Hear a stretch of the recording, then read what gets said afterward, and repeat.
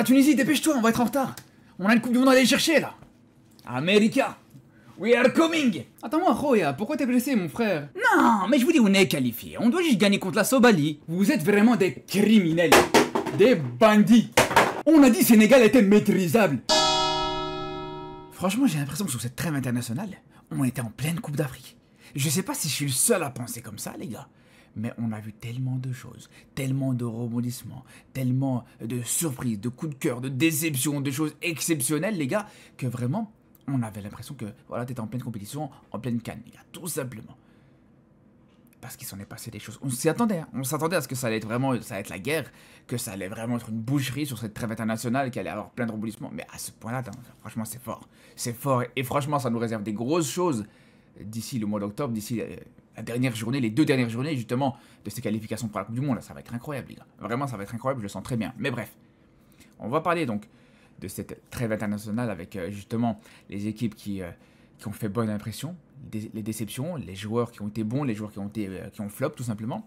D'ailleurs, je vous rappelle, les gars, comme d'habitude, comme après chaque trêve internationale, ce soir, une vidéo, les gars, à surtout pas rater. Vraiment, une vidéo à surtout pas rater, les frères. Où j'aurai l'occasion de revenir sur tous les aspects, encore une fois, extra-sportifs. Les aspects, on peut le dire, un peu folkloriques, qui font partie du folklore de l'Afrique, les gars. Qui font partie de, voilà, du charme, on peut le dire, du football africain. Tous ces aspects, vraiment, qui peuvent un petit peu parfois énerver, parfois décevoir, mais qui souvent sont très divertissantes, ça on peut pas se le cacher. Mais ça sera pour la prochaine vidéo qui sortira ce soir. Sinon, pour parler de football et de l'aspect purement sportif, les gars, alors on est obligé de commencer par les équipes qui ont fait bonne impression. On va commencer par le positif. Et pour le coup, on va commencer tout simplement, on est obligé, je pense, l'équipe qui a fait la meilleure impression dans cette trêve internationale. L'équipe qui a fait vraiment le plus gros match en termes de rebondissement, en termes de spectacle. Les gars, on est obligé de citer le Sénégal. Alors, peut-être pas forcément pour leur match contre le Soudan, quoique, c'était maîtrisé, c'était bon, ils ont fait le taf. Mais ce match contre le Congo, il restera gravé dans les annales. On s'en rappellera très très très longtemps de ce match, les frères. Ce match où le Sénégal perdait 2-0, on voyait déjà le Sénégal perdant, où tout était remis en question. Le Sénégal, on les voyait barragistes, on les voyait presque même éliminés de cette Coupe du Monde. Parce que, moi je vous le dis les gars, barragiste veut presque être synonyme d'éliminer, les gars. D'ailleurs, on aura l'occasion de revenir, de se projeter un petit peu sur les futurs barrages de cette Coupe du Monde, parce que ça va être incroyable. Mais bref, bien sûr que le Sénégal, avec cette victoire contre le Congo, où ils prennent vraiment une forte impression, une grosse impression justement sur cette qualification Coupe du Monde, mais c'est même pas juste la victoire en elle-même, mais c'est surtout la manière avec laquelle ils vont chercher cette victoire. La manière avec laquelle ils ont été faire cette remontada au stade des Martyrs. Non, vraiment, je pense qu'on est vraiment sur l'une des plus belles affiches, l'un des plus beaux matchs d'une qualification en Coupe du Monde, les gars. Pour moi, on n'avait pas vu un tel scénario aussi rocambolesque sur le terrain comme en dehors du terrain, pour des qualifications à la Coupe du Monde, les gars, depuis le match Algérie-Égypte en Soudan pour les qualifications à la Coupe du Monde 2010. Et je vous le dis. Donc c'est pour dire à quel point vraiment ce match, il était pas comme les autres, clairement. Après, bien sûr, une autre satisfaction dans ces qualifications, on est obligé de citer le Maroc, qui se qualifie, qui est la première équipe africaine à se qualifier, avec la manière, on peut le dire, avec cette grosse victoire au Niger dans ce nouveau stade. Ils vont confirmer juste derrière contre la Zambie, même si le match contre la Zambie, il y a des choses à redire, il y avait des choses à redire, les gars, on en a reparlé. Mais la performance marocaine, clairement, elle fait forte impression. Je pense qu'on est clairement, avec le Sénégal et le Maroc, je vous le dis, actuellement, c'est peut-être les deux équipes avec le meilleur effectif africain. Et c'est aussi les équipes qui sont le plus en forme, clairement. Aujourd'hui, je pense que vraiment, si on doit parler là, à l'instant T, vraiment, c'est pour moi les équipes les plus impressionnantes et qui sont les deux plus gros favoris pour la prochaine CAN. Mais bon, la CAN arrive dans assez longtemps, plus ou moins longtemps. Il y a encore des choses qui peuvent se passer d'ici là. Mais avec ce match justement du Maroc contre le Niger, cette qualification sans trop forcer, avec cette qualification au final même, j'ai envie de vous dire, qui manquait presque, entre guillemets, de saveur, dans le sens où on se disait, voilà, c'était normal. Pour le Maroc, c'était normal. C'est fou de se dire ça, hein, mais c'était normal. Après, il faut dire aussi, groupe assez abordable, faut pas se le cacher. Le Maroc, peut-être le groupe le plus facile de ces qualifications pour la Coupe du Monde, faut être honnête par rapport à ça. Beaucoup de matchs aussi à domicile, c'est vrai, faut pas le nier, faut pas le négliger. Mais ça reste quand même, pour moi, tout à l'honneur du Maroc, parce qu'il faut le faire. Il faut aller la chercher cette qualification, et surtout, il faut aller la chercher aussitôt. Hein. Aussitôt, à 4 journées de la fin, c'est pas donné à tout le monde, les gars. C'est pour ça que vraiment, ça reste complètement à souligner. Mais, par exemple, j'ai envie de vous dire, les gars, le mérite est peut-être encore plus beau, plus gros, pour les équipes comme la Tunisie, par exemple, dans un groupe plus difficile, qui arrive à être la deuxième nation à se qualifier officiellement pour cette Coupe du Monde, les gars. Faut se le dire, les frères, il y a certaines grandes nations africaines, j'en ai parlé justement dans mon petit débrief du match de la Tunisie, où je disais certaines grandes nations africaines comme l'Algérie, comme même le Sénégal au final qui n'est pas officiellement qualifié, comme en fait toutes les autres grosses nations africaines que le Maroc ne sont pas qualifiées, et la Tunisie, pas forcément dans un groupe ultra abordable, avec quand même la Guinée équatoriale dans leur groupe, avec justement ce déplacement en Guinée équatoriale qui s'est annoncé compliqué, et ils ont été chercher cette qualification de là-bas. C'est là où c'est fort. C'est là où c'est fort de la part des Tunisiens. Et c'est tout à fait respectable. Quand on sait en plus qu'ils n'ont pas forcément un effectif extraordinaire. Franchement, je trouve que le mérite, il est énorme. Il faut en parler. Faut pas négliger ça du tout, les gars. Par contre, avant de parler des joueurs qui ont impressionné sur cette trêve internationale, on va parler d'abord des équipes qui ont déçu. Parce qu'il y en a, les gars. Je peux vous dire des équipes qui ont déçu. Pour moi, les pires équipes, justement, de cette trêve internationale, on a envie de commencer par le Cameroun. Le Cameroun, les gars. Comme d'habitude, toujours aussi imprévisible. Le Cameroun, quand tu l'attends, il te déçoit. Et quand tu l'attends pas, il t'impressionne. Et là, aujourd'hui, on pouvait le dire, les gars, dans le match contre le Cap-Vert hier, c'est vraiment une grosse désillusion. Grosse désillusion. Perdre contre le Cap-Vert. Avec un effectif camerounais qui est vraiment pas dégueu du tout. Avec un très bel effectif. Avec des Boyomo, des Zambanguissa, des Baleba, quasiment. Toute l'équipe type était au rendez-vous, les gars. T'avais aucune excuse. Tous tes joueurs titulaires sont présents, sont en place. Donc, aucune excuse. Et là, tu vas carrément presque hypothéquer cette qualification en Coupe du Monde. Ou en tout cas, sûrement passer par les barrages. Et encore, c'est même pas encore garanti, les gars. La qualification en barrage ne sont pas garanties parce que voilà, il y a la Libye juste derrière qui pousse, qui est pas loin de cette équipe du Cameroun. Donc à tout moment, même les barrages, ça peut être compliqué. Et c'est là où je vous dis, cette trêve internationale du mois d'octobre va aussi être très mouvementée parce que là aussi, ça pourra être vraiment décisif pour le Cameroun. Mais moi, je vous dis, les gars, je pense que le Cameroun se qualifiera en barrage. Et ça ne m'étonnerait pas qu'ils vont quand même aller chercher cette Coupe du Monde, les gars. Enfin, cette qualification Coupe du Monde. S'il y a bien une équipe africaine qui est armée mentalement, peut-être même techniquement et sportivement pour aller chercher cette qualification en barrage, c'est le Cameroun. Quand il s'agit de ce genre de choses, les opérations comme ça, paracommando, les opérations comme ça, non, ça c'est pour le Cameroun, ça faut laisser aux Camerounais. Si ça avait été le Sénégal, paradoxalement, qui avait été en barrage, j'aurais dit, ça va être compliqué.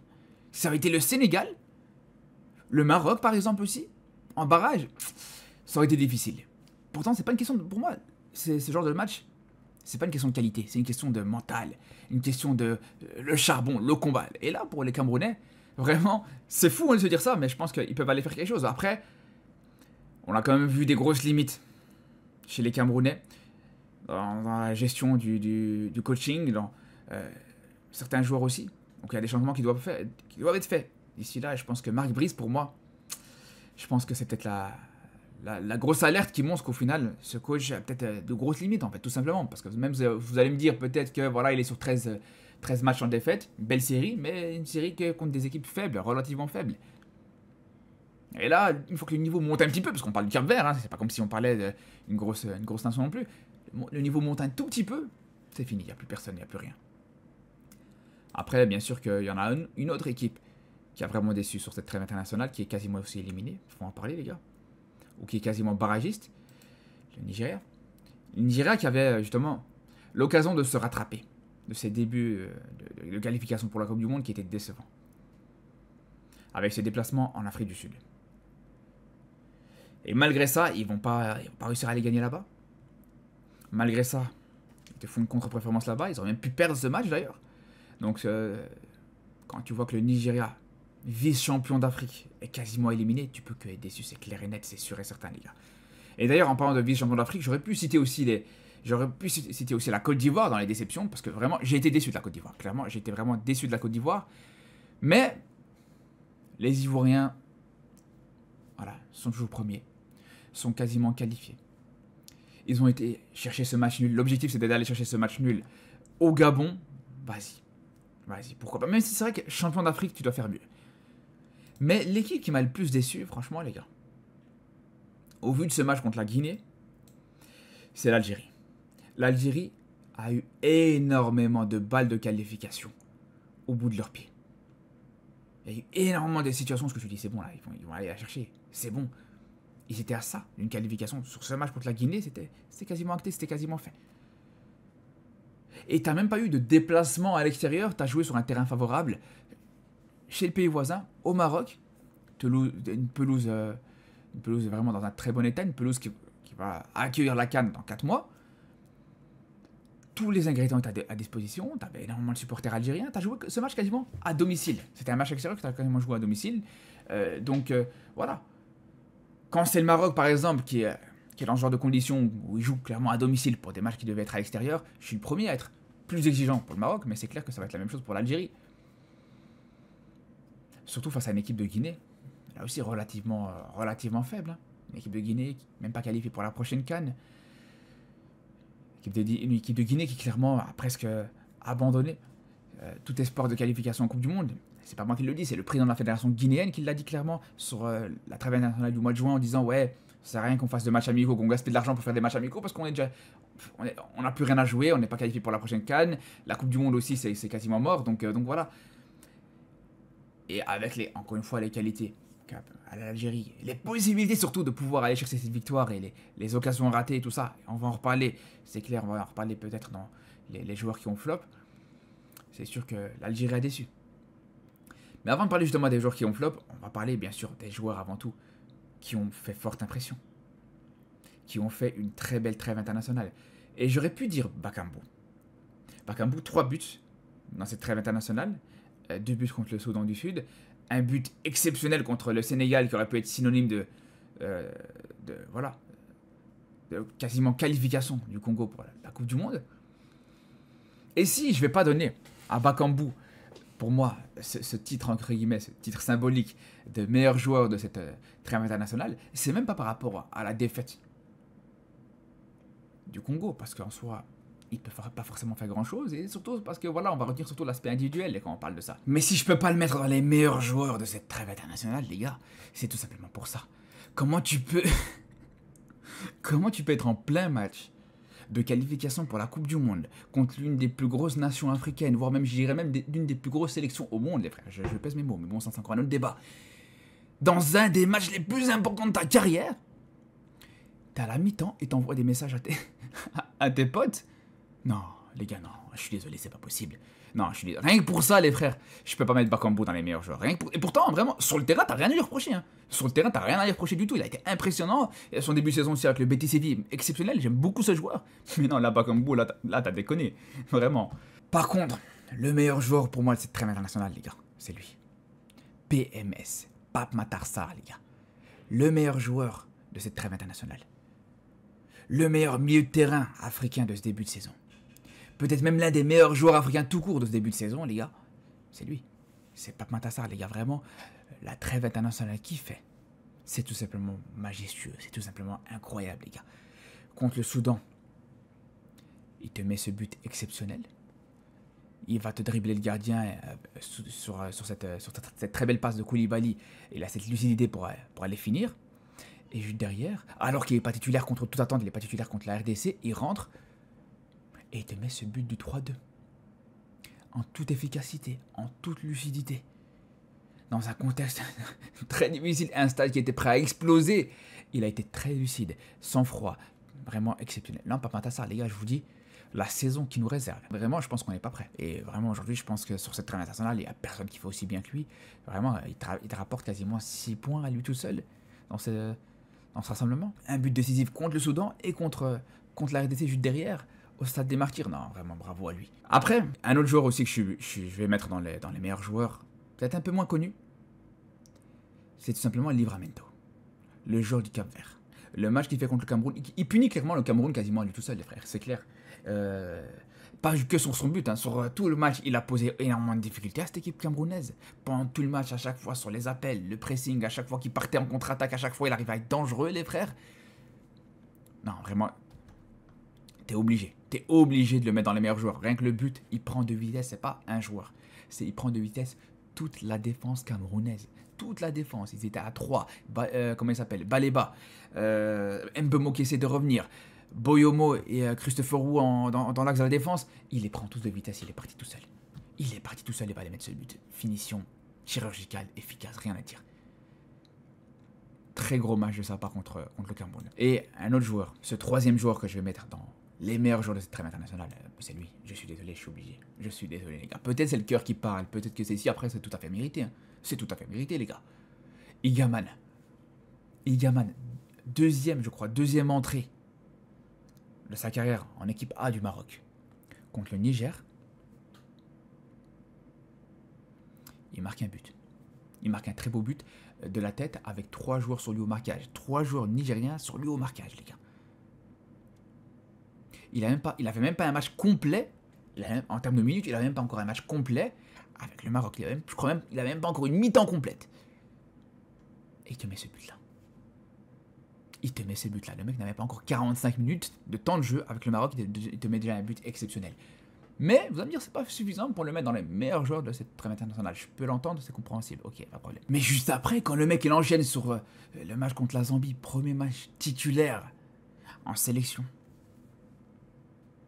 dans un match compliqué, terrain pas facile, premier match avec cette équipe A du Maroc en Afrique subsaharienne, et il te met un but magistral. Franchement, ce qui est dommage, c'est que le but a été très mal filmé.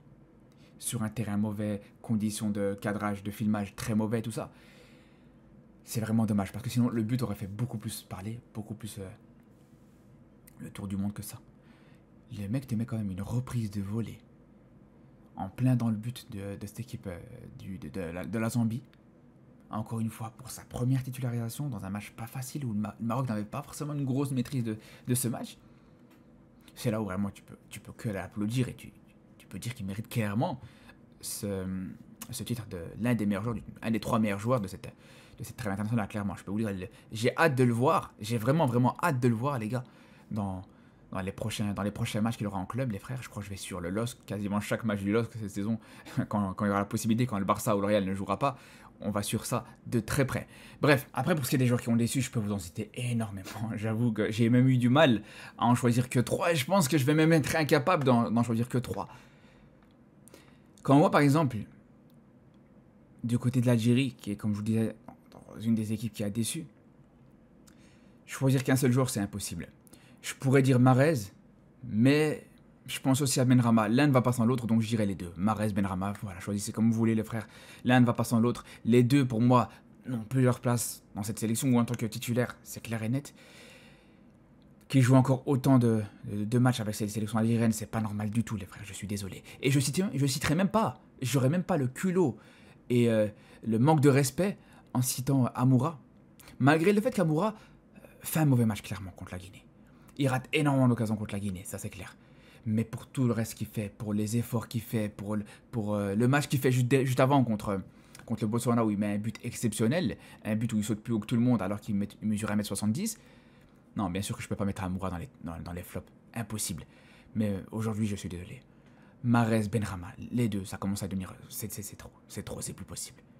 On peut rajouter aussi d'autres joueurs, des Eroki, des joueurs comme ça, mais bon, à la limite, eux, c'est encore plus jeune, c'est différent, t'as pas les mêmes attentes, et ils n'ont pas le même crédit non plus. Mais Mahrez, Benrahma, pour moi, ça devient presque même... Je suis désolé, les gars. Ça devient presque même les poisons de cette sélection algérienne, les frères. Surtout pour ce qui est de Mahrez. Parce qu'aujourd'hui, à cause de leur titularisation et de leur temps de jeu qui est énorme, ça empêche cette sélection algérienne de progresser.